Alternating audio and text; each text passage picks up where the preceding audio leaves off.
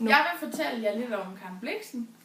Karen Blixen, hun blev født i 1885, og hun døde i 1962, så hun blev cirka omkring 77 år gammel.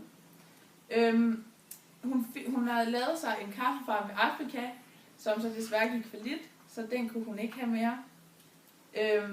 På et tidspunkt så blev hun gift med sin halvfætter. Det er lidt underligt, men det gjorde hun. Og så fik hun syfilis. Jeg ved ikke, om det var fra fætteren, men det gjorde hun. Og det levede hun med i noget tid. På et tidspunkt så slog hun igennem i USA som forfatter, og det gjorde hun så også senere i Danmark, hvor hun blev rigtig kendt. Og hendes fortællinger, det er ofte noget meget virkeligt, så man kan relatere til det.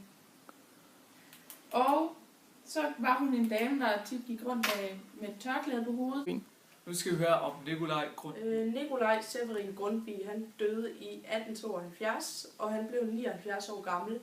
Og mange kender ham for at have opfundet højskolen, hvor han gerne ville have, at alle sådan kunne få en uddannelse, uanset om de var fattige, eller om de kom, hvilket samfund de kom fra. Og så er han også kendt for at have skrevet mange af de salmer, vi synger, for eksempel til jul. Og så var han modstander af karaktergivning, fordi han synes, det var sådan at stemple folk, hvis det var, at man sådan skulle sætte et tal på dem for, hvor gode de var i skolen. Ja, det var lidt det. Er lyset for dit lærer blot til ret og galt at stave.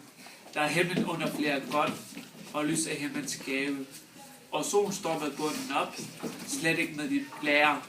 Oplystet bedst fra to til top, hvem er det mest på færre.